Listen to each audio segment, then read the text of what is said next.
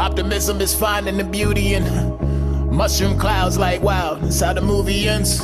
I thought I told you after all that I know you go through, why not make up your own rules in the game? Nobody truly wins, cause that's not my bag. I've never been bitter by circumstances. Impressions on unhappy, ignore your first from glances. After the credits, the scene is just setting up sequels, and that bond you feel between people is everything that the hope enhances. It's okay to cry, don't lie to yourself. It'll feel better when you rise, knowing the lives you felt. And down the line, you know, you can provide some help to anyone who can look in your eyes and see they can rely on you. Attrition scars don't lie. This is a pride none else can give. Clues, no need to ask what to do. Just be who you be and don't compromise the truth. Thanks to the words from the wiser to the few. It's Podpodular. Welcome back, folks. Thank you for joining us. This is episode 58. It is Thursday, December 4th. We're here with the 15th installment of the Artist Spotlight series with a very special guest. Before we bring him in, let's bring in my co-host, Mr. Scotty Fuller. How we doing? How was your Thanksgiving weekend, brother?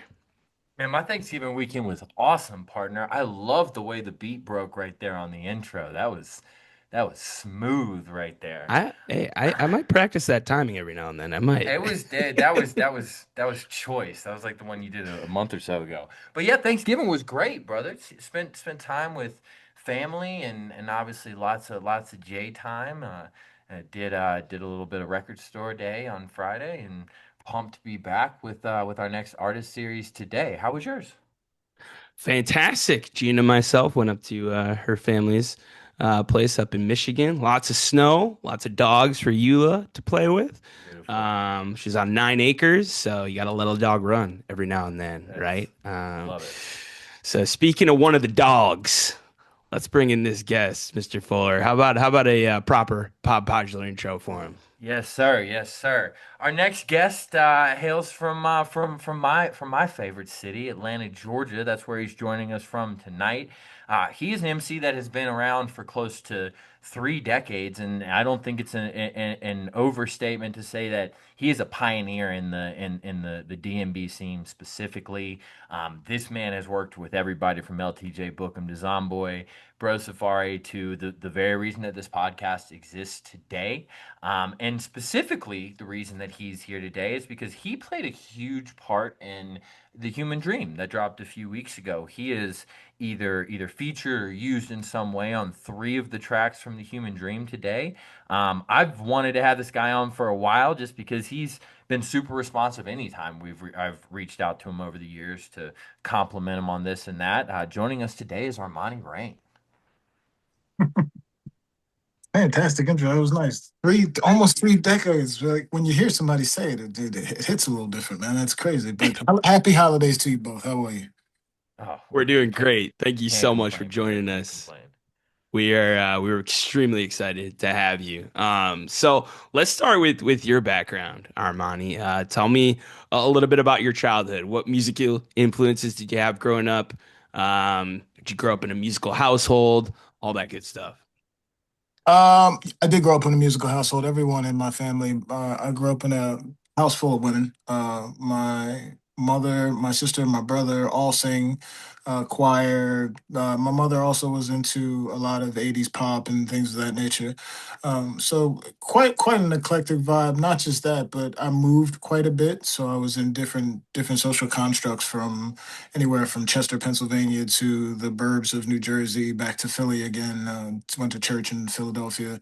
But I was always fascinated by hip hop. Always. If there's anything I can say that was my first love and the DNA and everything I do, it was definitely hip hop. And being blessed, being this old is a blessing, just in general. But also musically, I've experienced many different eras that hip hop has gone through. But that is definitely the lifeline and the backbone of everything that I do.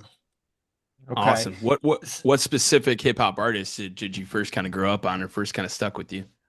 Oh man, some of my, I loved everybody from the Fat Boys, KRS-One, Rakim, Kumo D, eventually transitioning to Nas, Biggie, NWA. I mean, I'm a I would like to say I've been rapping for as long as I can possibly remember, whether it was starting off just mimicking them or coming up with my own poetry because I've always written poetry, hip hop aside. Um, and it's funny because I, I like to say I'm a student of the game. I know people say that a lot, but it really is. I explain to people when they ask me what my style is. It's interchanging. I've studied every rapper that I fell in love with, and I say it's kind of like gathering the Infinity Stones. It's like I just take Okay. pieces of and I mold into to what I am today. So I loved all hip hop, and going through the eras like that of being this age was really nice because you get to adapt to it, whether it was the Public Enemy, political side of things, watching self destruction, going through the bop stuff of, you know, different artists, or even the hardcore mentality NWAs, the Ice Cubes, and then the hyphy era in San Francisco, going through what the South went through. Just watching it all is has really been fascinating to me. So I'm glad you brought us here because I wasn't planning on getting here for another few questions, but I was definitely curious because Nate and myself are hip hop heads. I would classify myself as a geek when it comes to that genre. That is, I'm from Atlanta, Georgia originally. That is in my veins, and it's something I fancy myself kind of a historian of it of sorts. And so I'm fascinated by a couple of things about you. So you mentioned all the places you mentioned: Philadelphia, Pennsylvania. You're joining us from Atlanta. I apologize because it wasn't very clear. I couldn't find where you were from originally. How do you make it to Atlanta, first of all?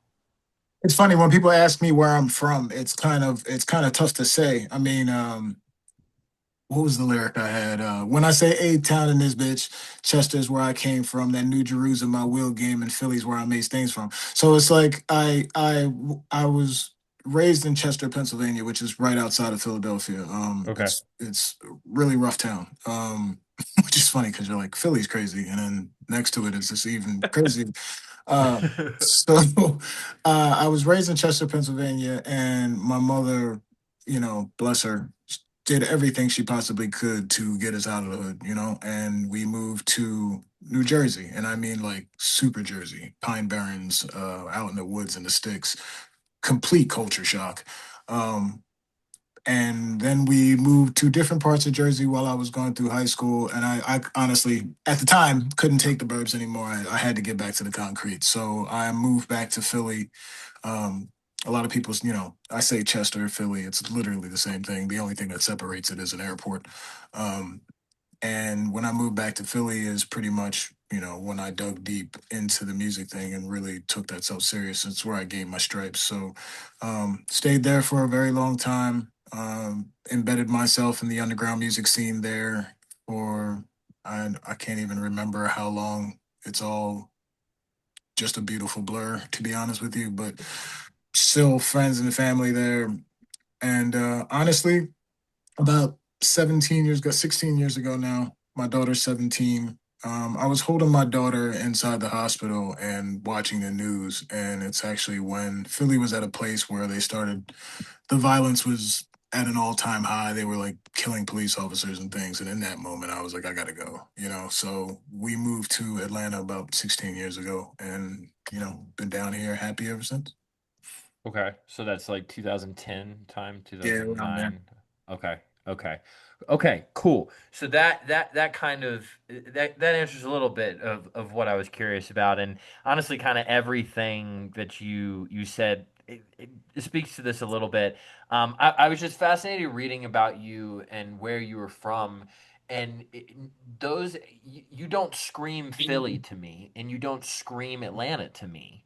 But knowing that that I mean, you listed New York guys, you listed New Jersey guys, you like you Being primarily from Philly, though, when you were coming up, so is this like the Roots and Freeway and that era that you're kind of cutting your teeth in Philly? Is that around that time? Absolutely. I mean, if you ask me to name my top five MCs, which is a whole nother podcast within itself, but I mean, I'm down for the conversation. Go. for sure. All right, we argue. I'm in a group chat right now. We argue it every day. Black Thought's definitely up in my top three, and then that list changes depending on my mood. But you know, the way that man is hyper intelligent, hyper aware, so on the nose, is I can definitely say is one of the people I studied. So yeah, just Bahamadia, Black Thought, the entire Roots crew. Um, everybody in Philly is different, because you get the New York thing. It's like the New York thing, the It's DC also thing. close. Yeah, you got the Philly in the middle who's always like fighting for respect. We're a little angrier than everybody else. So you've got, and New York's the mecca of hip hop. So it was always kind of like we're in the shadow, but there was so many great music from hip hop to jazz that came out of Philly. And there is a thing about me not sounding from a specific place that comes from one, like I said, moving around quite a bit. Two, I was always fascinated with the world. I feel because I moved through these different social changes, I was able to adapt within people. And I took that as a strength to everywhere I go. So even when I started doing music and I was blessed enough to travel the world, um, I took pieces of everywhere I went with me, and that it just made me who I am. Life makes you who you are. So it's interesting. It's not people don't say you scream Philly or you scream, and I say that a lot. It's like, I'm a bit of a world citizen, Okay. to simplify it. Yeah, no, Hell I yeah. mean that makes perfect sense. One more thing that you haven't mentioned that I read about you that I'm curious about on the hip hop side of things. It mentioned that you have a little bit of a background in battle rapping and in ciphers. I am curious because I feel like there's a lot of people are only think about the battle rapping as like the kind of 8 Mile type deal. But then there's like this almost like spoken word boxing that is, people get paid a lot of money to do too. What did your battle rapping days look like? In wherever you were, Philly or otherwise. I first started, so when I first started rapping, beyond just for friends, I remember when my dad was around, one of the first things he did when we went to Philly is we drove around. I guess I told him I rap. I'm trying to remember how this even happened, but I think I told him I rap. So we drove around the streets of Philadelphia looking for people rapping, which was weird Okay. to say almost. And my first experience of like really putting my craft out there was standing in a cipher with other people on the corner just rapping, right? And that became a regular thing once I How obviously, old are you? ooh, 14? And are you standing in ciphers with grown men? Oh yeah, it didn't matter. Hell yeah, this is Yeah. bad. This is a badass story. Yeah, so like it was like, okay, you rap, let's see you do it. And I was Yeah, just like, rapping to your friends is cool and reciting other people's things, but actually doing your own poetry and putting it in front of a crowd of people is a completely different animal, right? So I fell in love with that instantly. Um, sure. and if you ask a lot of MCs, like people who really study the craft, and I say this to this day, battle rap is almost the purest form of lyricism you Sure. can put out there, right? Yeah. It's when you make songs, and I do it because I'm me and I don't care. The more over your head I can do, the better. If you listen to a song and come to me 10 years later and say I didn't get that until today, I'm the happiest person on the planet. Like my Yeah. mom hates it. She's like, no one's gonna get that. I'm like, that's the point. But no, Yeah. like you know, it's literally at the heart of lyricism and double entendres and metaphors and similes and Yes. creativity and imagination. And battle rap is the purest form of that, is coming up with those underlying, like, how much can I actually twist this language to a scientific level. Well, I'm very nerdy about it. Yeah, I maybe get into two. rabbit holes where it's the only thing I watch on YouTube for Yeah. weeks at a time. So when I started battle rapping, there wasn't the conglomerate that it is today. It wasn't the sport that it is, but Yeah. that's how I cut my teeth. And Okay. at the time, when I first started, I was living in Jersey at the moment, and I was going to Philly and battling people in their own hood. And what was crazy about it is like back then it's not as organized as it was. So I'd pull up three people deep and battle people who brought their entire neighborhood with them, you know? So Sure. so it was a little more cutthroat than but I did well. And then when I really started taking it seriously, I called into a radio station. I tell the story all the time because it's actually about never stopping. They had a radio on 103, Power 103, and the radio host was called Zulu and the Fam.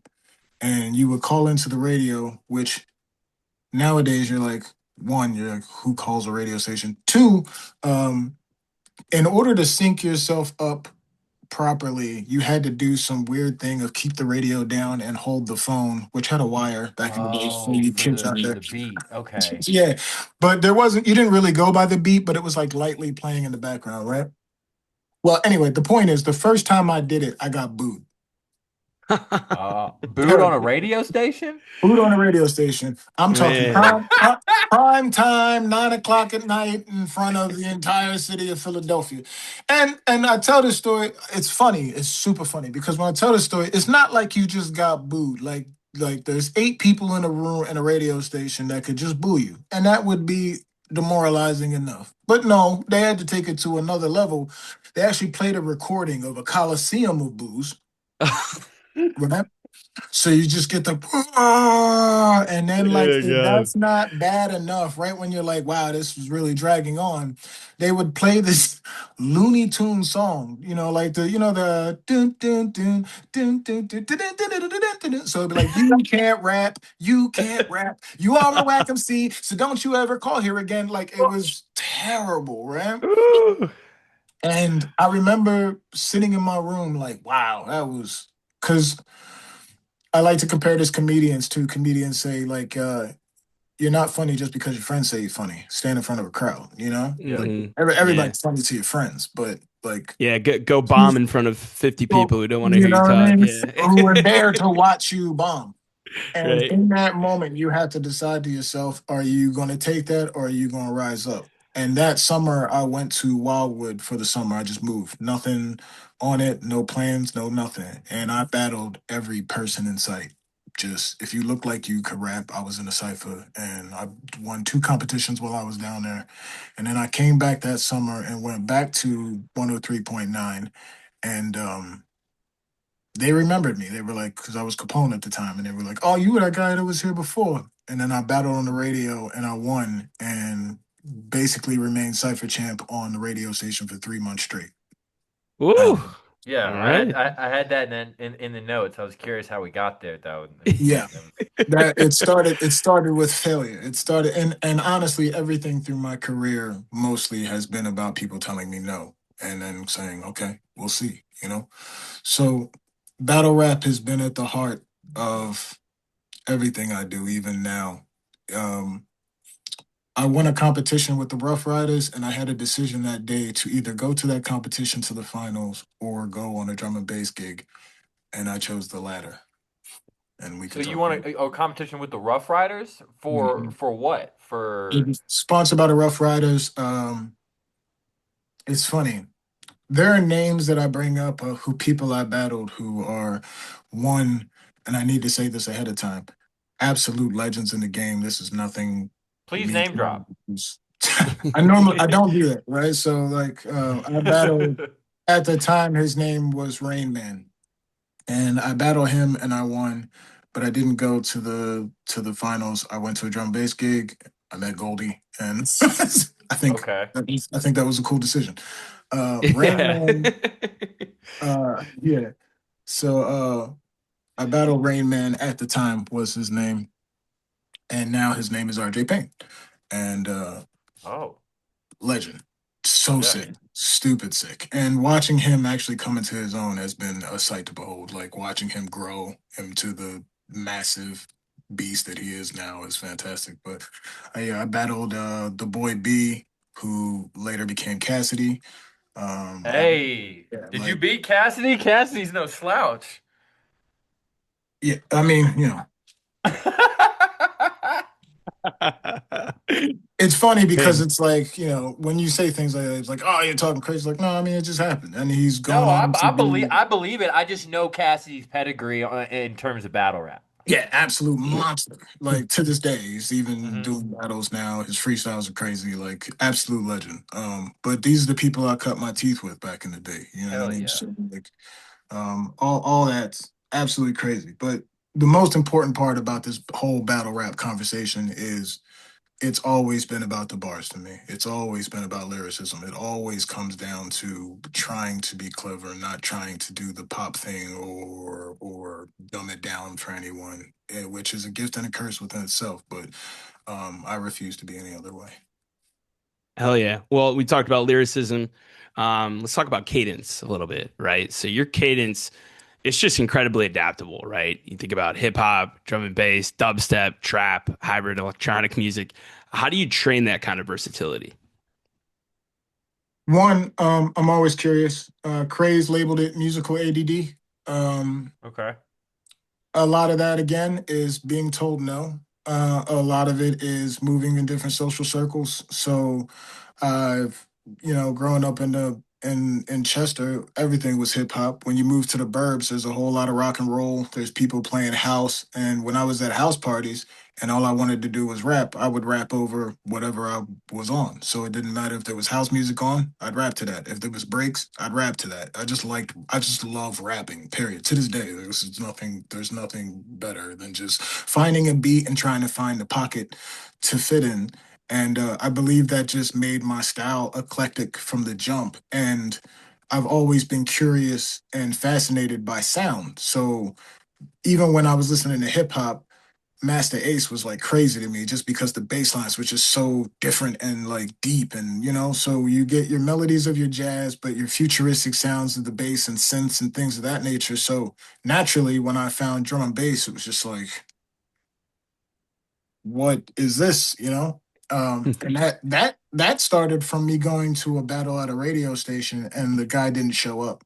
So after freestyling for an hour, the DJ Kid Digital, got rest, he said, "You mind if I throw on something?" He played some drum and bass, and blew my mind.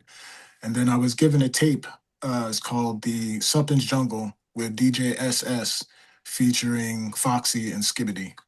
And when I heard these two absolutely mammoth, beautiful people, by the way, two very different styles. Foxy's very commanding, while Skibbity just I called him the rock him of drum and bass. He just like was an instrument. And there's so many What a comparisons. compliment. Yeah, no, Skibber was, God rest his dead. Love that man. Skibber was ahead of the curve, man. Like, so when you take this very complex music, time signatures, and then you apply lyrics to it, it really taught me patience. It taught me how to fit syllables, where they can go, what to do with them. And I learned all that from drum and bass, not to continue to make metaphors, but it's what I do. I compared it to, you ever see Heroes? Remember that show Heroes? Oh yeah. Yeah. Oh, yeah. Show is Remember the main badass. remember the main villain was became powerful. He was a watchmaker. And Hmm. the way he became powerful and discovered his powers is he was making watches. And once he figured out how to make a watch, it's like the universe opened up to him. That was drum and bass to me.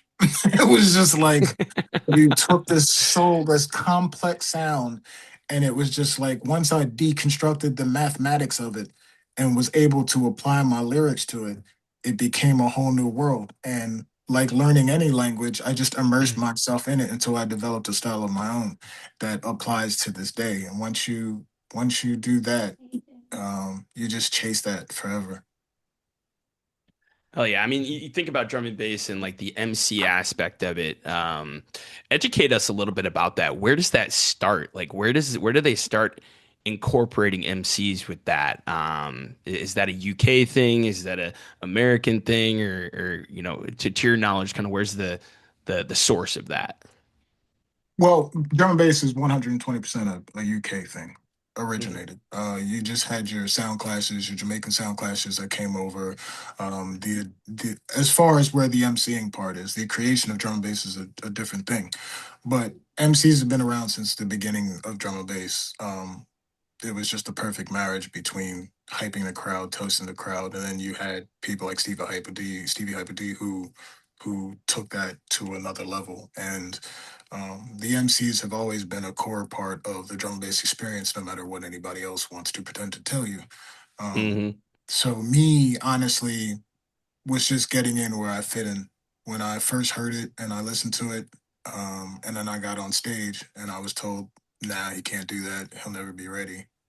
Once again, we're back to that thing. So it's just like uh, it's very much the difference between drum and bass and hip hop, and MCs need to understand this because it's said a lot, but not really understood. It is 120% a music first thing. Hip hop, lyrics wise, MC wise, is lyrics first. It's like, let me show you how I can do the thing.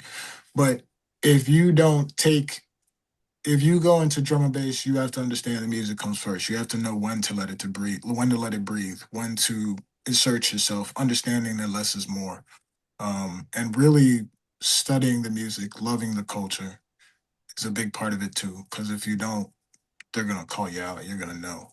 Um, and all of it, honestly, you can't have one without the other. You can't study the music. You can't be a proper MC without studying the science of it. You know what I mean? So um, that's how I feel about MCs. They are an integral part of drum and bass to me. 100% Sure. agreed. Yeah. S- So that's that it. So it was mental sharp. I wasn't able to find much about this era of your music, but is this kind of the first proper drum and bass project that you're a part of? Mental Sharp was drum and bass born, but hip hop bred. Sure, sure. Kind of your Um, first effort as a hybrid, would you say? Is that an accurate description? that's what we called ourselves. We were the hybrid MCs for sure. So myself and MC Sharpness, who was an MC that I met in Baltimore, we just clicked immediately. Just 2 6'5" MCs just in the middle of the dance. Just super cool guy, man. Like, and we just clicked immediately. And he was a hip hop head, and we were just these. The other part of that is while it's tough for MCs, it's even tougher for American MCs. So to have two Mm, American MCs doing this over drum and bass in Philadelphia, which next to New York and DC was like the Mecca. We had Platinum, we had Forward, all these beautiful nights. And you had MCs, and it started before us with Dub 2 and Jay Messinian, and you know what I mean? Like Pish Posh and things like that nature, TC Islam. Um, but to stick to our hip hop roots within that was important to us. So when Mental Sharp formed, it wasn't about let's try to separate the two or do anything else. We just loved doing hip hop. So we made numerous mixtapes that, were trunk sold or whatever or pushed, physically. That's probably why you can't find a lot of it. yeah. But yeah, no, that was our strong effort to make sure that both cultures were represented properly. So obviously now, in certain subcultures this isn't true, but as far as like kind of a universally accepted thing, drum and bass has never really found a moment through hip hop like other electronic genres, whether it be dubstep or house music, even less so back then. What was kind of the motivation in that being the thing that you wanted to dig in so much behind? It had its moments. It had spots. Not moments in the sense of this is the thing, but it Okay. definitely bled in. And the answer to that is extremely simple. I love sound. I Mhm. love the creation of sound, the manipulation of sound, just Yeah. as much as I love the manipulation of lyrics. And there is nothing more futuristic to me than drum and bass. It's a Period. wonderful answer. I just think of some of the most adventurous producers that I can think of, and all of them like have a drum and bass aspect to them. That makes Yeah. perfect sense. The alchemy is just as potent there while also being super technical, and to be able to marry the two is wild. Um, it's almost, you can incorporate anything, any style of music, any genre of music worldwide you can possibly think of fits with drum and bass. And then you Hmm. take that and you like push it to its boundaries. There's just nothing like it. And I say this, the reason why I smiled when you asked the question is because Goldie actually asked me. He said, you can rap. Like, why are you doing this? And I said, because I love it. And sometimes that's it, man. Yeah. There's nothing more that needs to be said. Yeah, I could have just went the hip hop route. I could have went and did the Rough Riders thing. And who knows where I would be right now if that is. But man, I have traveled this planet 4 times over just going to raves, dark clubs, big stages. Doesn't matter. Everything that has led me to this moment is because I found drum and bass at a time where I needed music to save my life. So I was just fascinated by it. I'm still fascinated by it to this day. It continues to surprise me, and it's just a beautiful genre of music. Oh, that is quite the excellent answer, and I think the answer that a lot of these people that listen to this podcast would agree is everyone here loves sound and they love the sound tribe, right? So, segueing into that, we're gonna start the sound tribe conversation with one of mine and Scotty's favorite clips of you sharing the stage with the band here, and kind of use that to elevate our conversation going into that side of things. Come on.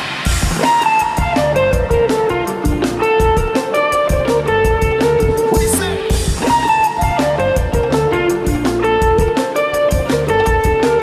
Come on.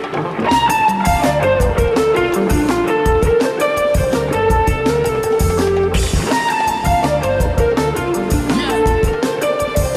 What is up? It's Mr. Sheesh. The heart can tell the mind what it wants. Behold chemistry, where every flame sparks more than once. Faith is the energy to keep us on the path that we feel. This for the long walk, and now we start the process. Once real time is the enemy, so try to fill that space with a memory and remember the reason for fusion is not confusion, it's clarity. The point where two souls can find parity, and then understand that the rest is an illusion. I confess the attention to my pain wasn't less, but a lesson all the same. I never carry what's left and make sure every piece of poetry is from center chest, and we can take it higher with every step. This is a blessing, y'all. A different take on falling in love, a different cry for it. Choices all on the above. That's true happiness. So y'all can see what I mean. To paint the picture, had to use Mr. Green. Let's paint the scene, cause it's a new dawn.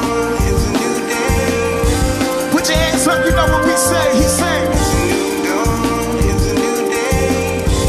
Feeling the vibe, the place. She say, it's a new dawn. It's a new day. Get thanks, come on. It's a new life. What do you say? It's a new life. What do you say? It's a new life. Let's go. It's a new life. Sheesh. Somebody clap it up. You feeling good inside right now?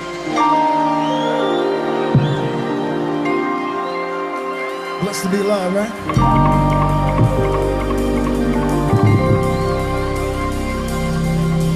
If you feel good breathing and having this feeling right now, I need y'all to dance with us right now. You having a good time?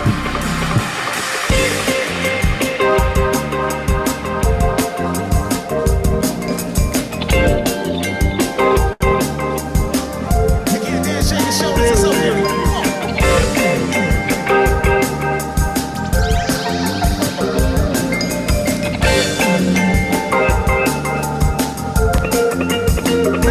Oh, let's go. Let's go.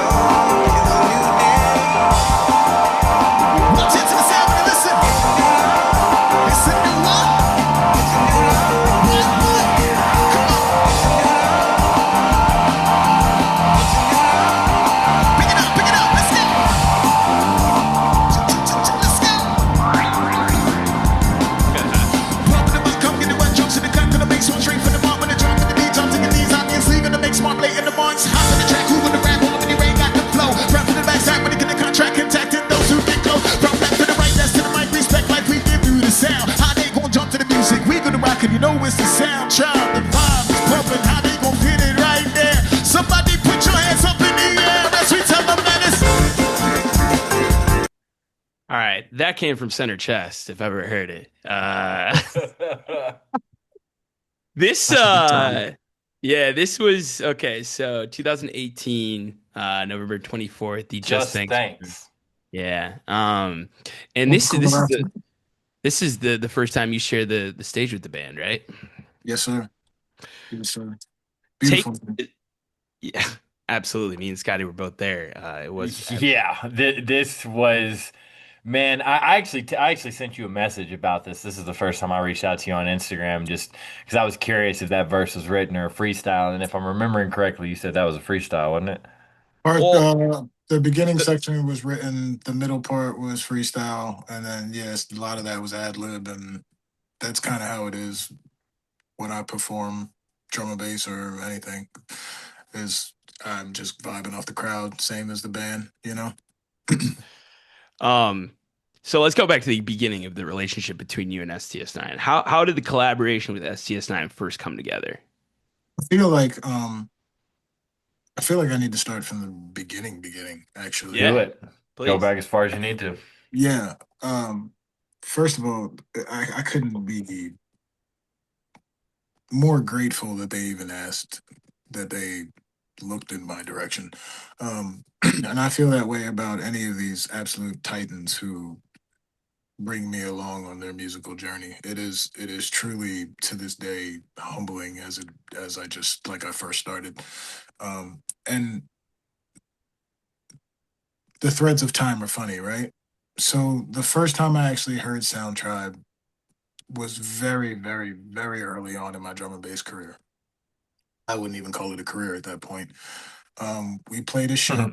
We had a show that was at the TLA, which was like a big deal to us. We were like, I mean, it is a big deal. But at the time, it was kind of like the first time we were in like one of those types of venues. And we were playing. I got there early because I was so excited, and there was still an act before us playing a show. And I walked in, and it was STS9, and I had no idea who they were at the time. And I was there super early, so I heard a good half an hour of the set. And I remembered while everyone else is doing whatever, trying to get situated, sitting off to the side and just engulfed in this sound. Because as much as I love the technical side and the synths and everything we just spoke about, there is um, to hear live nothing better than a live band. Period. Mhm. I mean, if you could take the technical sound and all the things we spoke about and put it in a live band, one, you get STS9. Yes, thank you. You know? Fucking thank you. like Oh so my God, thank you. That is. like it was transcending. Like, and I remember just listening to them the whole time, like that was crazy. And then just throughout time going about my way, listening to them as the years go by. So I believe it was Red Rocks. I was with LTJ Bookham, and we played. I think we opened for them. I was wondering if the connection was through Bookham. Yeah, it was through Bookham. I played with Bookham. I believe Troy Boy played that day. Yep. Yeah, that was 2017. Yeah, yeah. So they hit me up after that, and were like, "Hey, like we've been watching you," and I was like, "Ah, right." It's like, no, uh, no, and they were like, "We'd love to do a tune," and I was like, "Dad, you say the word. Like, I'd love to." This is full circle stuff for me. Whenever these things happen, it's always mind blowing. It doesn't matter what I've done, where I've been. Moments like that are special, and yeah, we that was the connection through Bookham, and we worked on balancing straight away. They sent it to me, and we worked on that. And I wanted it really meant a lot to me to make it special. Whenever I stand next to people that I've watched grow and from afar, it's just as important to me to match whatever energy they bring, the magic that they possess. If there's anything I like to do in my entire career, if we speak about being a chameleon, is partly that. It's not. It's There's a little ego in every artist, but it's really important to me throughout my career that I be able to adapt in any space that I'm in. It's a challenge to me, and that's the ego side of it. But it was very important to me with someone with this group of individuals, these extraordinarily talented individuals, that whatever I sent them, meant something. So Yeah. So let's talk about that. Um, Balancing specifically. Because that is a bar fest. thank I you. don't. And thankfully, I don't know if you know this, but STS9 when they released the album on Bandcamp, they actually attached the lyrics to go with it, which is cool. Obviously, since STS9 is primarily an instrumental band, I didn't even know that you could do that on Bandcamp, but you can. And man, you rapped your fucking ass off on Balancing.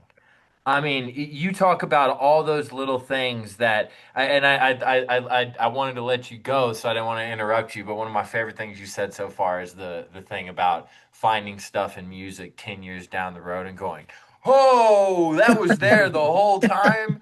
I mean, dude, I can think of 10 Jay-Z songs like that. You remind me a lot of Royce. The hearing you talk about the craft. I don't know. That's who I get more of when I read your stuff on paper, I'm gonna spare you the thing that makes me cringe when I watch rappers get interviewed when they have their lyrics read back to them. If you want to read them, go to Bandcamp. But what do you think that? Go ahead. It never bothers me. But go ahead. It doesn't. That's hilarious because I It's watch certain artists, their face just turn over in an interview when that happens, and so I'm always that's funny. I wasn't planning on doing it. You don't have to. If you do, my whole thing is just going back to what we said, is that whole thing of saying deeper thing. The plan is always to say something on the surface that anybody can understand, but to add layers as many as I can underneath that. So watching people break that down or explaining to them is a science to me. It's not, there's nothing I love more than talking about that. The Royce compliment I had, that is high praise, and shout Yes, out to the Alien Gang family. Like Vicious is like my brother at this point, man. That he Black Thought and Royce are probably some of the biggest influences on everything I do. sure, sure. Anyway, Um, yeah. was there a? So you said you sent it to him. So balancing didn't happen in the studio together. Okay, so. Was there a prompt involved with balancing? Like, did they have an expectation and you just blew their fucking head off, or did they just tell you to go and you went? They just told me to go. As a matter of fact, I believe I asked, and they said, "No, do your thing," Okay, That which well, is wild trust. It's like, all right, I mean, uh, Hunter's a nerd. He's for like sure. like he when it comes to hip hop. I mean, that is my favorite thing to do when we cross paths is just bring up something that I know he might latch onto and let him go for 20 minutes. So it doesn't surprise me in the slightest that he was kind of a quiet fan of yours because he would be. I mean, Uh, Yeah, no, we've had conversations. So by the time I went to go write it, the funny part about this, no pun intended, it was about finding the proper balance of, okay, mm, how do I be super lyrical, but at the same time respect the fact that this is a song and it needs to be filled with emotion. And when I heard it the first time, I mean, I wrote to it immediately. That doesn't always happen. Sometimes, as we're all artists, we understand. Sometimes it's there. Sometimes it takes weeks. Sometimes you put it away for a month. I'm talking. They sent it to me immediately, and I started writing.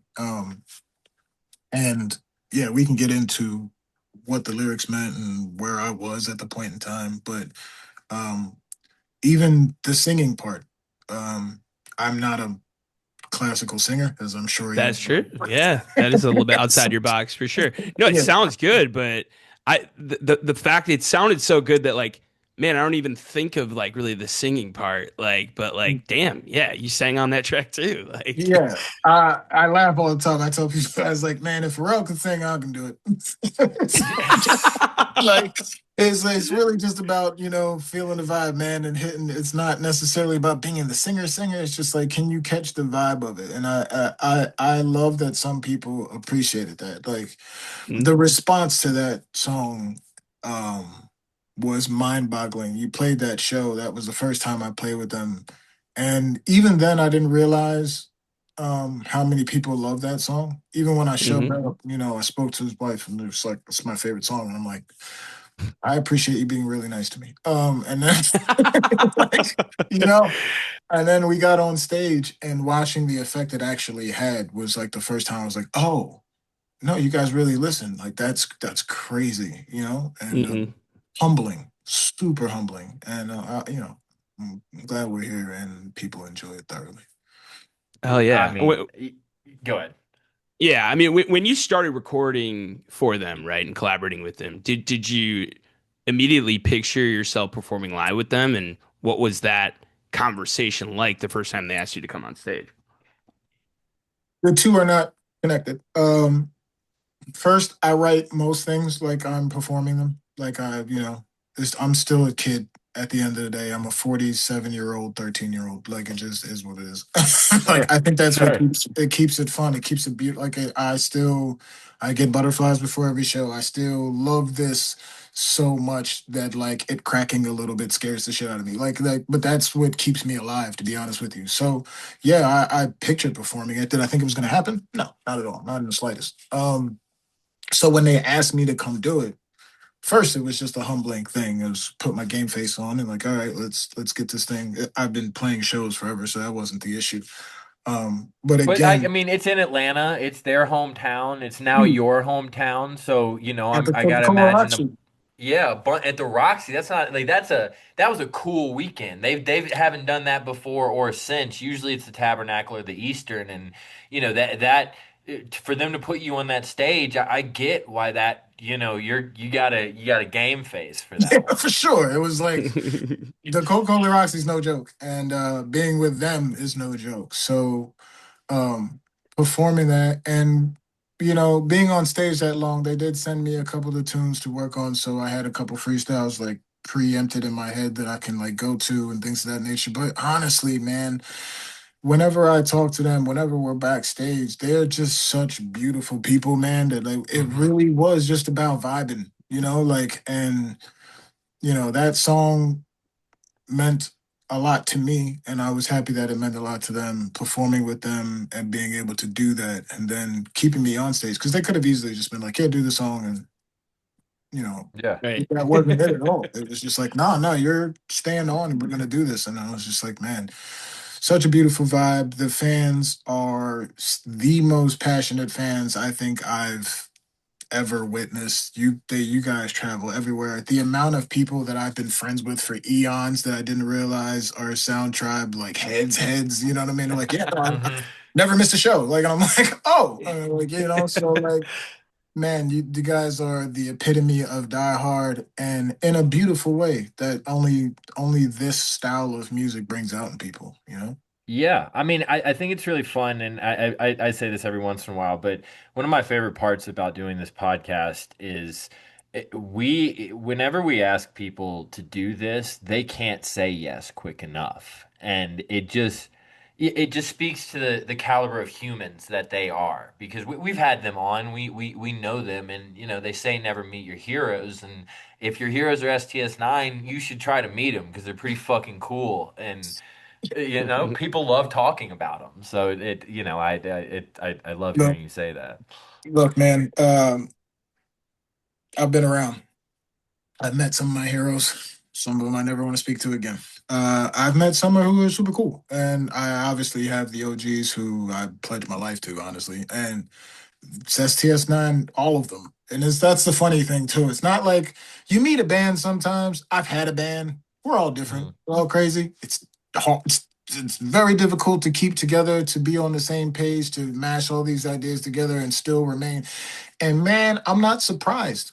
by them because you talk to each one of them separately, together. It doesn't matter. I've seen them at other shows by themselves. They're just solid people all around, and it is important that I say that in this world that can be interesting.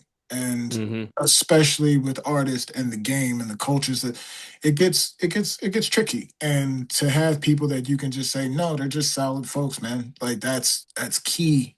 Solid people in general nowadays is important. So yeah, no, I do it again in a heartbeat.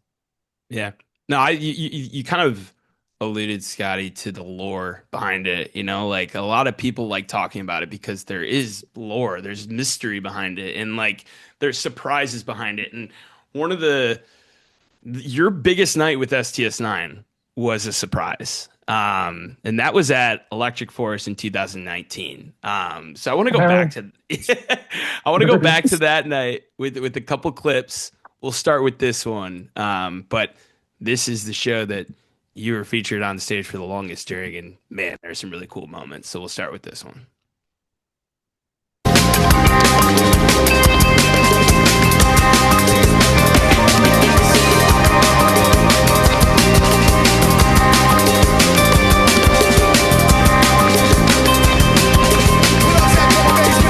Let's go. Sit.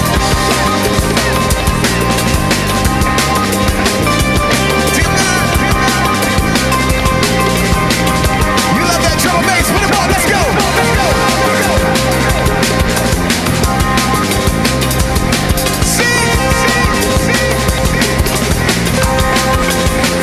To the world.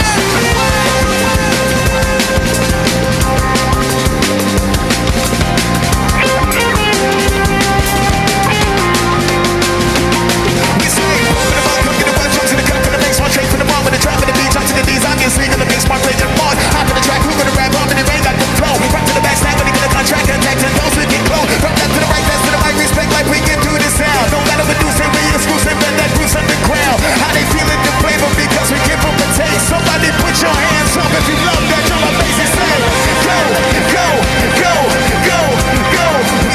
We let the whole, he said, go, go, go, go. We mobbing inside, he said, yo, yo, yo. Sit. All we wanna do is see you dance, baby. Take a chance, feeling the music and love it, so we gon' call it romance. It's something different, explicit when we gon' get in the vibe. How they gon' jump and we rock 'em because we all outside, feeling alive together. Doesn't matter the weather, proper the format, they get it because the magic come living. We get it jumping, they stepping because they chill for a while. Put your hands up in the sky, sound traveling down. He said, hey, hey, hey. You feel how we play, we say, hey, hey. We bounce to this shit, hey, hey, hey.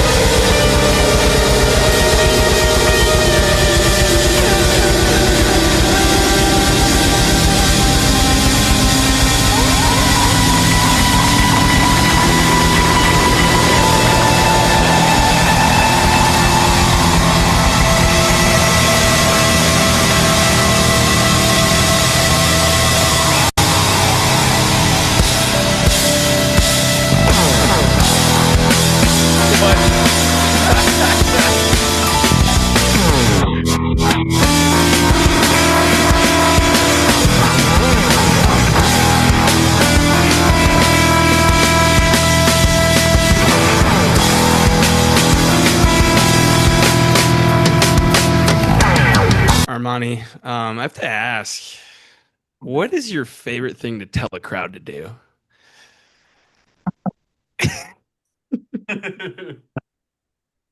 Um, it changes.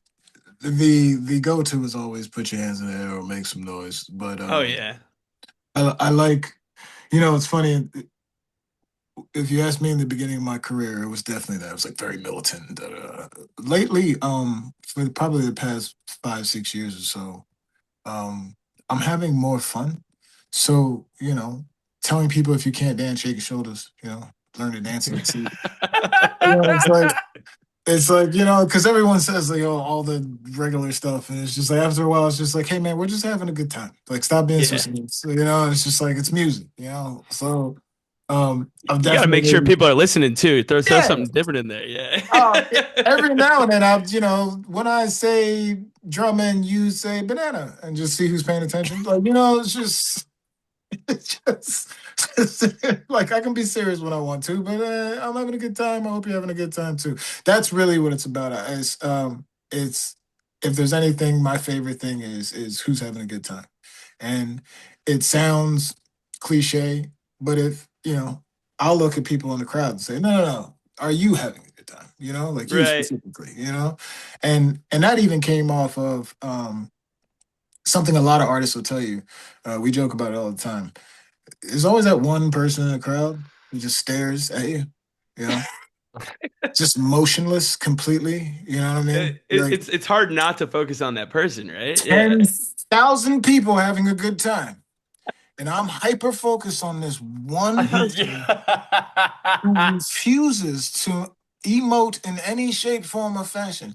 And we laugh about it because 9 times out of 10, I see that person after the show. It was the greatest thing ever. I'm just like, what? Anyway, no. So I've gone back now to just my favorite thing is just checking in on people, man. How you feeling? You good? You having a good time? Mm, Top. You want a water? Like, yeah.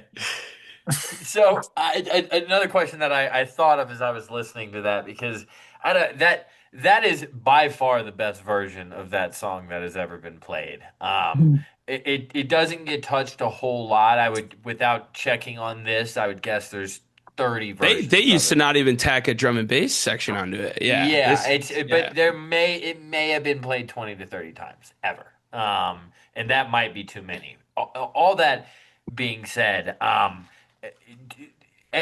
not just you, everyone is really showing up on that one.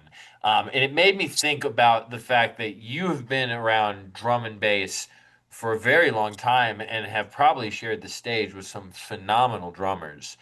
Where would you rank Zach amongst all the drummers that you've had the pleasure of being around? top tier. It's not even a question. Okay. It's like that's an insane question. No, top tier. Absolutely. First of all, to be able to play, a lot of drummers play drum and bass. Okay, it's the thing. Yeah. Like there's I'm really not trying to sound cliche. There's something about feeling it though. Like Yes. really. Yep. It's like so when you start to get into the mathematics of drum and bass and the science of it and what I love, like there's other levels to it that some people just don't understand, or we all understand because that's what we fell in love with. And he nails it every single Yeah, time. he plays At it with that, his body, not just his wrist, his yeah, body. that's what I mean.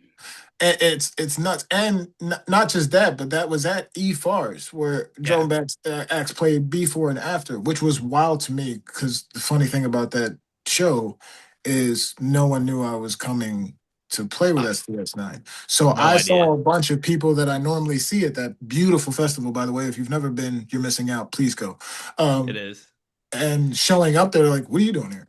It was just like, yeah. So being able to do that with them was also such, you know what I mean? Like such a beautiful thing. And man, they crushed it. Absolutely bodied it.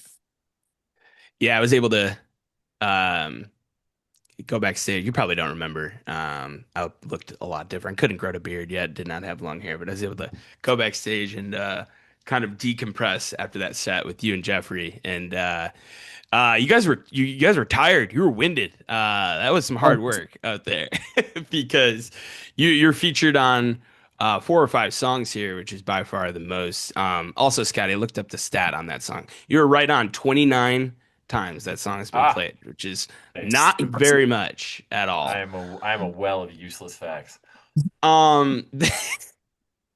They brought you out. Got one more clip from this night for the finale here at Electric Forest, like arguably the biggest festival in North America, right? In my opinion, the most high quality for sure out of all the ones I've been to. So we wanted to share a clip of that, and then we'll move on from that night. But had to give it justice for sure. Let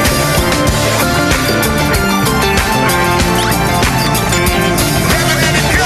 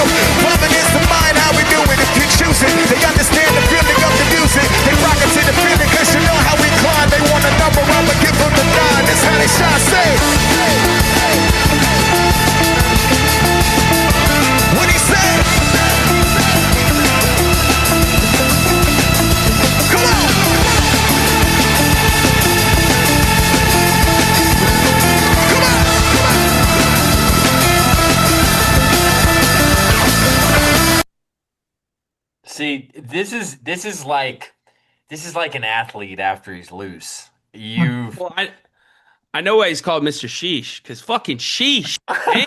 It's just so fucking good, man. And, yeah, it's there. It's just one that uh, just so good. Like the melding of melodies together is just insane. The technicality that goes into it, the yeah. It's a conversation that's happening. Like I feel like you and Hunter 100%. lock in with a conversation, kind Well, of. that's the thing about playing live with a band, and why I said there's nothing like it.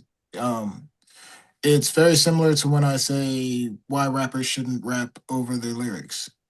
ah, There's no I hate room. that. Can't stand it. Backing tracks suck. So bad. There's no room for improvisation. There's no room to understand how important the imperfection is. Like you truly have to be locked in. Like and Mm. it's I'm gonna have trouble explaining it when you're in a groove as an artist with a band playing live and you guys are just truly vibing. Like that was all freestyle, all just I'm having a Yep. good time, you're having a good time. This sounds amazing. How can I add to that? And it's not even a thought at that point. We're just in it. And that show, man, you say you saw us after we're tired, man. I performed with my soul. Like I stopped coming to shows dressed a certain way. You know, me and bro used to laugh all the time. We just started wearing sweats and sneakers like it was a workout. Like it was just like man, it's I just like you I gotta wore I wore do Nike Monarchs to the Red Rock show last one they it. played, and everyone else's feet hurt, but mine were just fine. It's Yeah. just man, as I've performing puts you in the best shape, man. You're jumping around acting crazy, but they're just there's nothing like it, and they're the best in class, 100%. And Mhm. I was honored to be a part of that. Um, so I have a follow-up balancing question that I thought of that I didn't write down. Is balancing a love song? Yes, There you Okay. go. I it's a mixture of things. Well, yeah. so the It's the so Rabble is a love song too. Did you not hear that?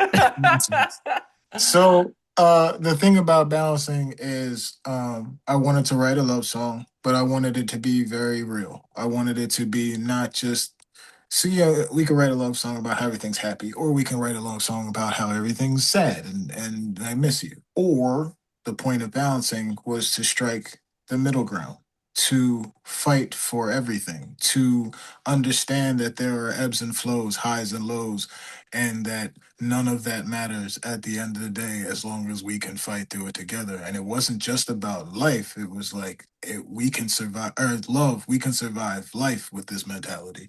Is knowing the dark with the light is necessary and that you have to fight for it. I mean, I said I wasn't going to do this, but when the gas tank hits emotion, hope fully grows then. I mean, fuck, Armani. Mm. Like, It's the rule, right? You never know what you got till you hit rock bottom for real, for real. You know what I mean? It's like when you actually pour it all out, that's when you start to see things for real. that's Oh yeah. that's so good. I never heard the she's my balancing. I always heard you're my balancing, and that could be about anyone. And when I read that today and I read it back down, I heard the entire song differently because of that one word. Man, that's so cool. Cool. Shit, people are gonna start walking down the aisle to balancing now. Damn. Um. So Armani, we want you to clear something up here. You're definitely on three songs in the album. Obviously, balancing, shaky ground, and dusk. Is that you in the chopped up sample and menacer as well? I can play it for you if you want me to confirm it with you. I don't think that's me, but yeah, you can play it. All right. When we were texting about it during that clip, Nate, I thought it wasn't, and now I'm almost sure it is. You Because might he might not know it's you. Right now, that's the funny part.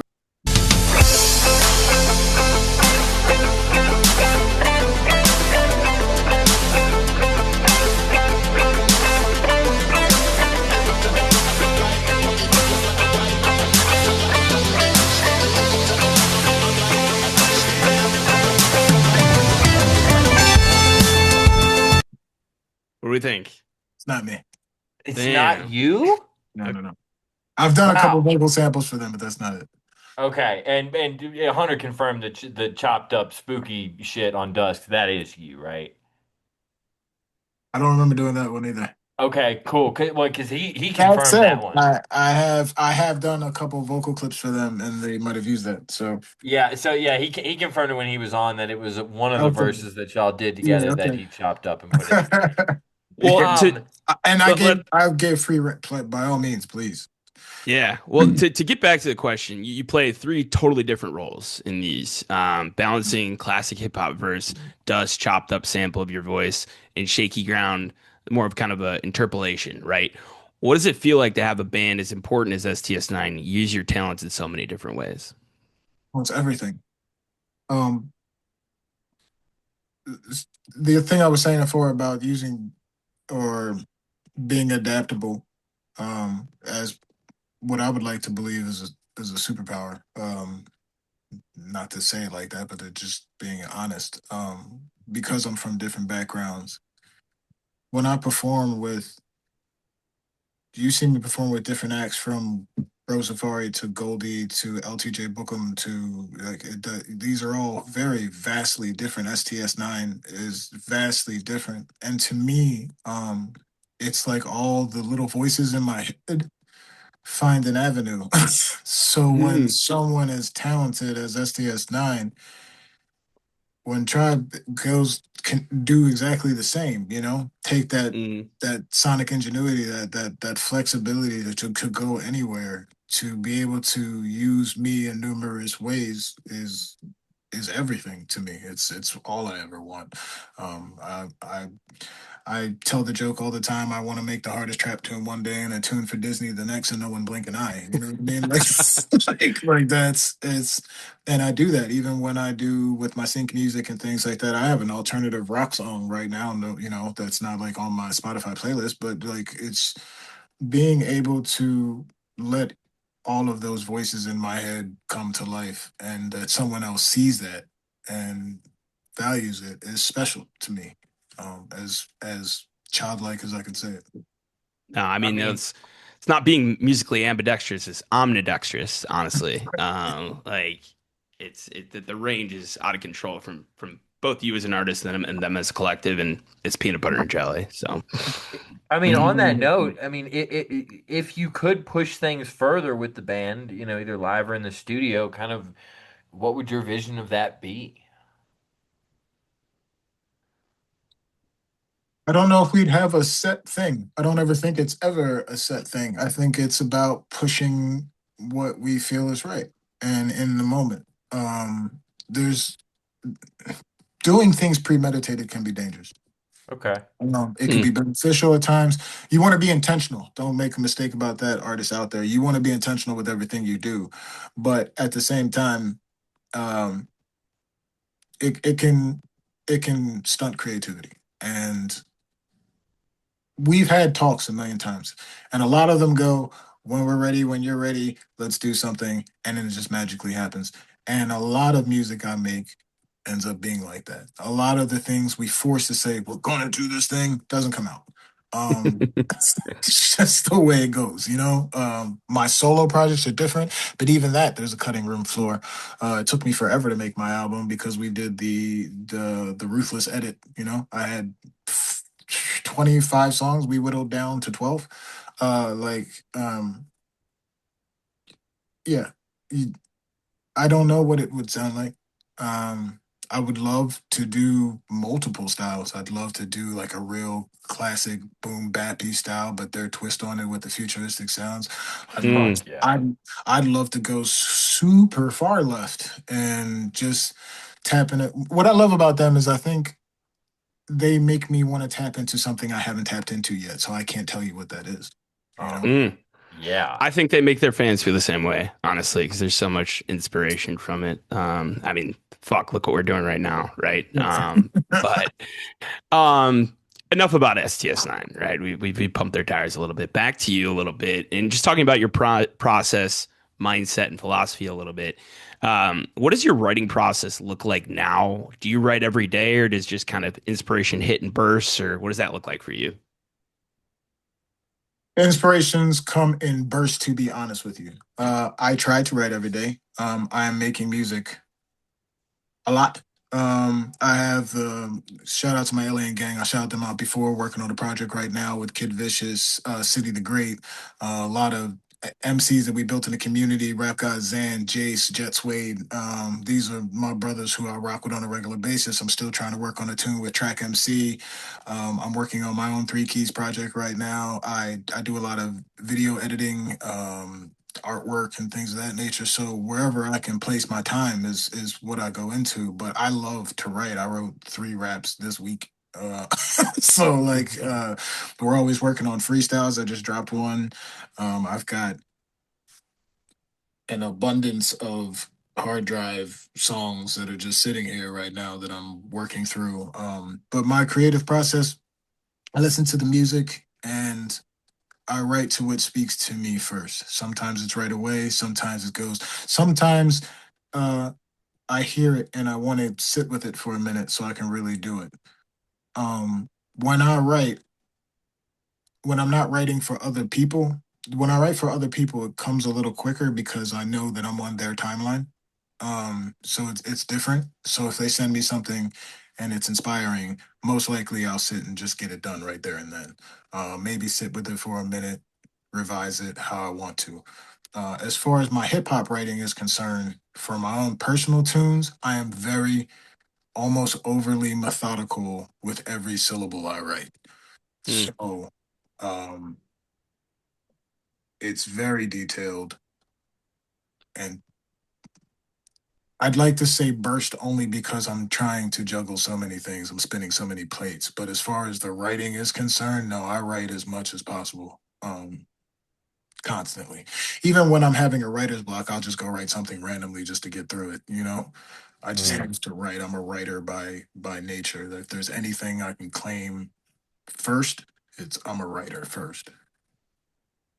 I love that. Bob Weir has a quote that I heard one time that I think about all the time. He said you have to write 1,000 bad songs before you get one good one.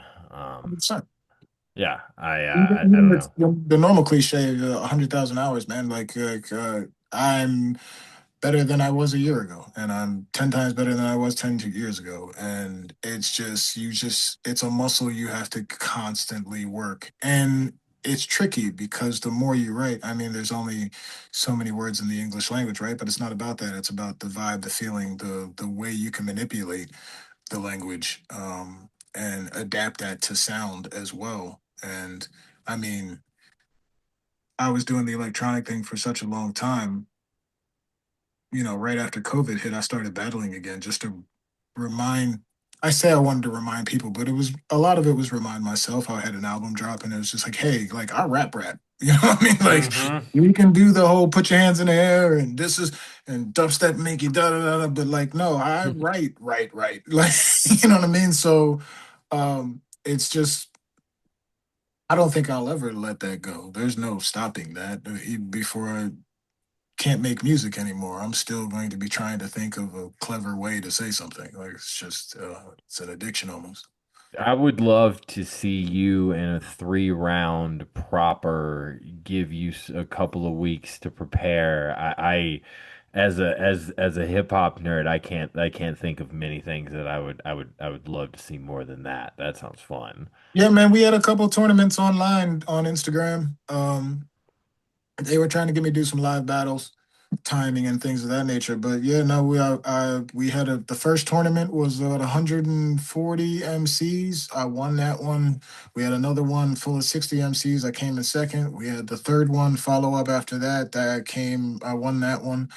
I was on Royce's live Monster of the Night twice. That part of it is everything to me. It's back what you're saying about spoken word. At the end of the day, it's all poetry, and Yeah. however you manipulate that, whether it's on beat or a cappella, is different ways to manipulate the craft. And I love that more than anything. A lot of the stuff I'm doing now is actually more hardcore on bars over everything. The beats come secondary. They're still dope. Hell yeah. A couple producers looking at me right now, like, "What do you mean by that?" Nah, but we just want to get back to like proper lyricism. You know, the party's over, as Kendrick said. It's not the renaissance of hip hop is Let beautiful. the Like, party die. Yeah. yeah, you know what I mean? Like the top 40 dead thing, like good. Like we wouldn't really pay attention to that anyway. Let's re-educate the masses on what we really do here. So yeah, that's where I'm at. That makes perfect sense. So this might be a little bit of an abstract question, but you have described yourself, and we've even said the word today as a hybrid artist, not just a rapper, but an MC, a host, a storyteller, what have you. If you had to define kind of what makes your voice, what would you say? Wow. Um,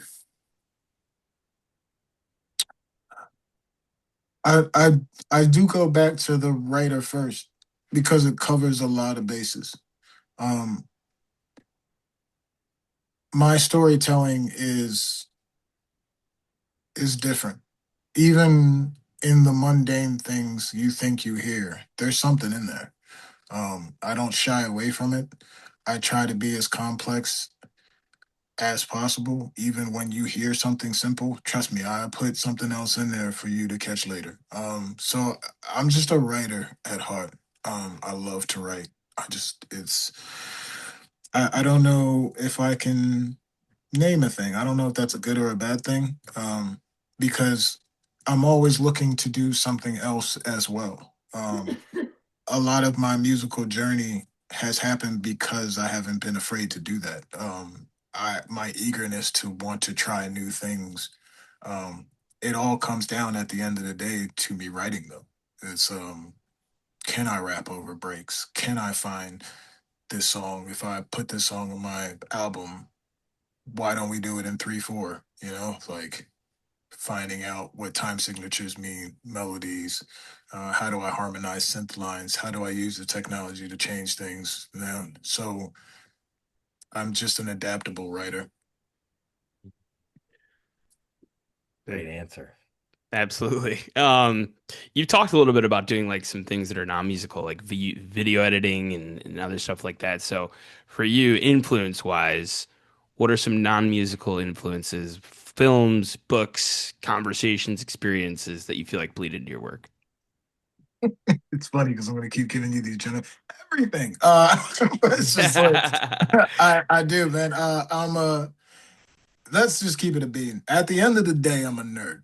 Doesn't matter what Hmm. my background is, doesn't matter what I've been through. At the end of the day, I'm a nerd who grew up on comic books, G.I. Joe, and gangster movies at the same time. Like Hmm. I watch it all. I'm fascinated by the cinematography of Dune, just like like the old school Kubrick films. I'm a huge uh Guy Ritchie fan. Like all of these things of storytelling and cinematography and color grading that I've really dug into. Peter McKinnon is amazing to me. Like all of these things I just try to absorb, man. Like it's all fascinating to me. Technology has always been fascinating to me. I'm a ginormous gaming nerd. Like but it's all the same, right? I'm not a gaming nerd because video games are cool. I'm a gaming nerd because it's art, because people create these giant worlds just the way you do in movies, just the way somebody that wrote a book, whether it be political or fantasy. Like I try to draw inspiration from everywhere because I've been everywhere and it can want to continue to do that and push other people to go everywhere. I feel more people need to go outside and talk to other people and move around and experience different things, step out of your comfort zone to really experience life. You know what I mean? Like you're just doing the same thing every day around the same people. You're just not gonna grow. You're just not. And kudos to you. You can live a happy life doing that. But yeah, man, go outside, do something scary. I mean, I love that. This is kind of a random one, but it's not because you Yeah, just you speaking just hit speaking of on. scary, yeah, like Yeah, you talked about technology, and honestly, I just couldn't find a good place to put this, but it's become kind of a theme that we ask all of our musician guests because good, bad, or otherwise, it's not going anywhere. What is your opinion on AI in the scope of music? And do you think it has a place at all, or it just kind of what's your impression of what we're seeing happening right now? This is the whole podcast, man. Yeah, I know it is. I Oh, know, and Richard Devine honestly, tried to make it a whole podcast for sure. yeah, Yeah. Richard It's Richard like, get man, Rich, we just Richard gave started. All us right, let's get to it. No, Richard gave us 45 minutes on this. look, man. So my homie killed Jake, kill the noise. Just Okay. put a post up and said, and talked about the process, and what makes art important is the process, the failures, all the stuff we just talked about, right? In that is what a lot of us like to call the alchemy within that, right? And if you lose the alchemy, art dies. That's just the fact, okay? So my statement before that, when I said that to him, was, you're right. It's not going anywhere. And I would be lying to myself if I said it's just a tool. Da da da da da. Da. We all know that what you're going to have are the people who treat it respectfully and use it the way it's supposed to be used to progress civilization. And then you're going to have a large majority of people who are going to Huge. abuse it. Sure. And unfortunately, there is no avoiding that, right? And while I use AI to help my videos, I also create my own videos. I also do artwork. Let me flash back in that point because when I've been messing with AI for a very long time. And what always baffled me in the beginning stages or what fascinated me, you know who the best people that were making AI images? Photographers and graphic designers. Their stuff was Hmm. leaps and bounds above everybody else's, right? Because they were using it as a tool. Now, because it's accessible, anybody can grab it and make anything, so you get AI slop. The problem is the pushback of this thing that cannot be stopped is we're just going to just shun it away and just say that it's bad. And that's not responsible either. We have to Sure. find a middle ground of understanding what this thing really is, why you can't stop it. Doesn't mean you have to use it. You don't ever have to subscribe to it. I said that because while I can point out differences between making AI video and what they're doing with AI music, as far as things being trained and stolen by, the core ideology is technically still the same. So the person that's doing graphic design probably feels the same way about AI video that I do about AI music. So Mhm. there's this Huh. weird fight that I'm having internally. Where is the Morally, line? where is the line, right?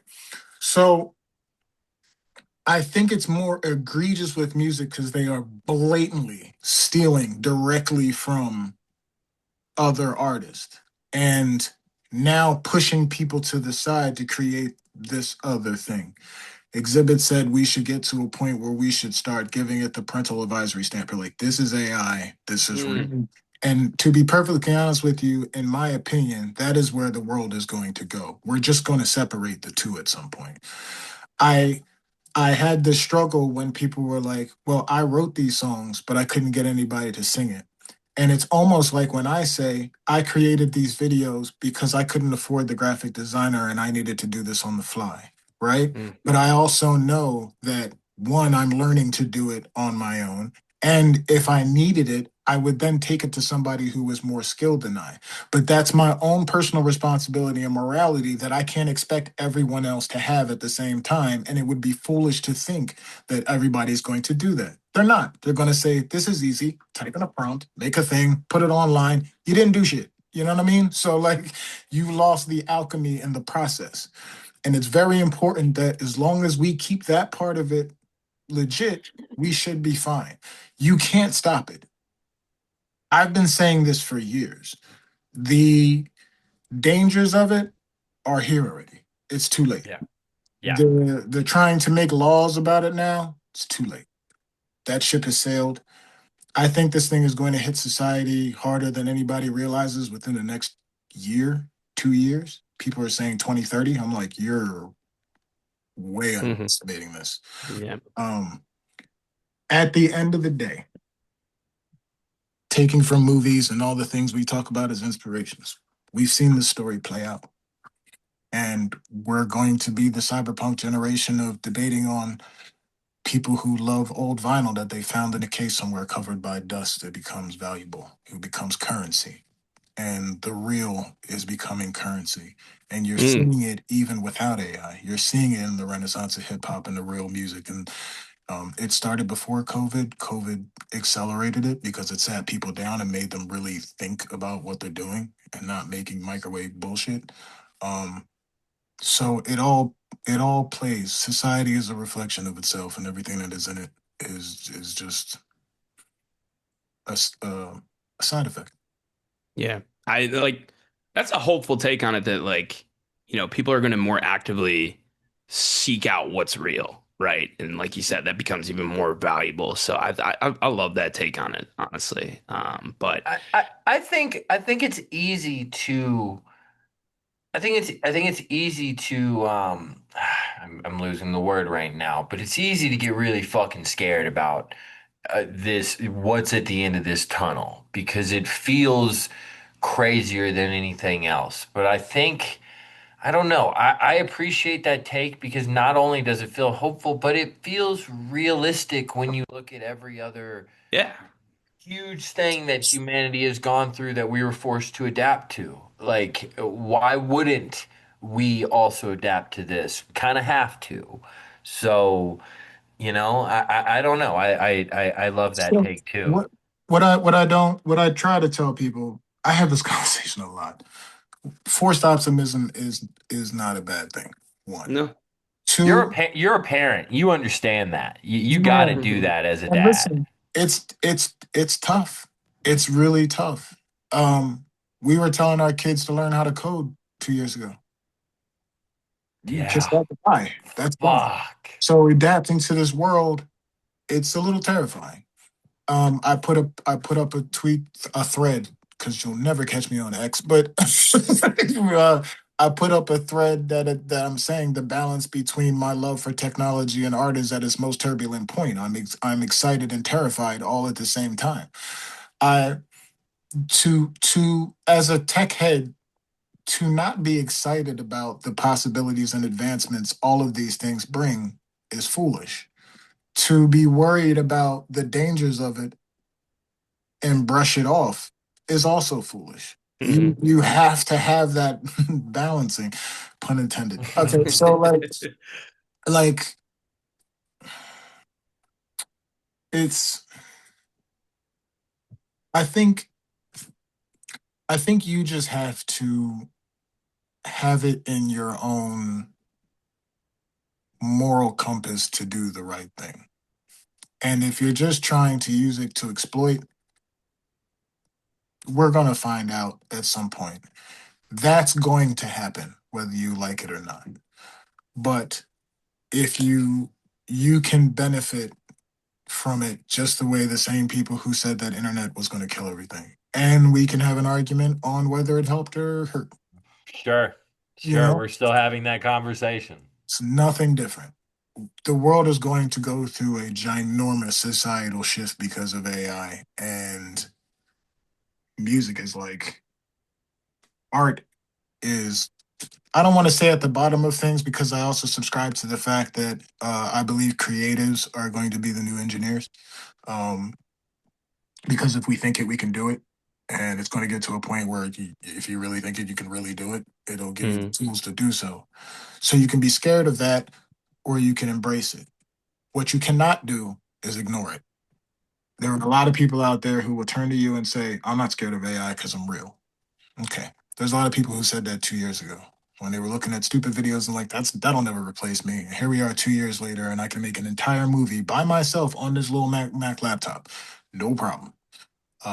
You there were artists 6 months ago who were like, this thing will never replace me. And I was like, you're looking at this wrong. It's not about replacing you, but it will definitely stand next to you. And if you don't recognize that, it's going to replace you. Ooh. Hmm. Yeah. Man, I I I caught Suno very early on. And at the time, I was like, this is insane. Yeah. And this is the early stages of it. If I can listen to something digitized and hear emotion, if you can't, you're just ignoring it because you don't want to hear it. I hear it, and that's weird. It's Hmm. like, and Yeah. it's just like, it's fascinating on one hand and terrifying on the other. But you just gotta, and you gotta not ignore it, man. And I don't have an answer except pay attention to what's happening, not just in music, everything, medical. It- Yeah, I mean, I I mean, it's said it. something. My last note. I'm sorry to cut you off. Yeah, No, no, you're no. good. Keep going. I said something to Nick 3 years ago about my optimism and what I just choose to have. And I'm not going to sit here and pretend to you that this is the way it is. I'm telling you, I'm choosing to have this aspect. Because what we all do is take from movies and say that, this is going to cause the end of the world and Skynet and all this. And I said, I want to treat AI like religion. Faith is not bad. Faith is so powerful that evil people use it to control the masses. Hmm. Oh my God, Armani. AI is very similar. It's going to be an omnipresent thing in our lives that we have to understand it's not the problem, it's the evil people who would use it. So you just have to pay attention to that. I also say that what if we just look at it in a positive light?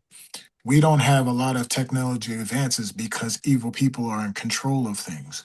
If you have something synthetic that doesn't have this hate involved in it, even though it was programmed by somebody with flaws, at the end of the day, if you're telling me this thing is so super intelligent, maybe it'll weed out those problems and cure some of the issues that we have, medicine, Mm. problems, society. And it won't be the thing that's like, well, maybe it'll hate us all and it'll just kill us all. Like, no, what if it understands that we just need a different type of recalibration? Maybe because it doesn't have any prerequisite or judgment and it's because it's synthetic, then it can just come up with the answers that we need because what else should it do? Because it's the smart thing to do. Hmm. That is what I'm choosing to be optimistic about because I got kids and honestly, I'm a happy dude, man. Or, we all That's get the one. goal, at least. Right. So that's Well, yeah, Matt with it. It's an interesting time. Um, and I think the real creatives will flourish with it or yeah. without I it. mean, you got to learn about it because it's learning about you. You got to listen to it because it's listening to you. But wrapping things up, just with kind of your legacy, Armani, and I know you got a ton left in your career, and like you said, you'll be writing and creating till the day you die. But what do you hope people remember about your contribution to the music culture or to culture in general? Wow.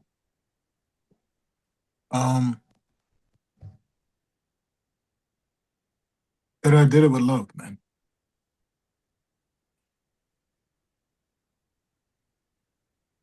I don't want to get emotional, but music saved my life, man. And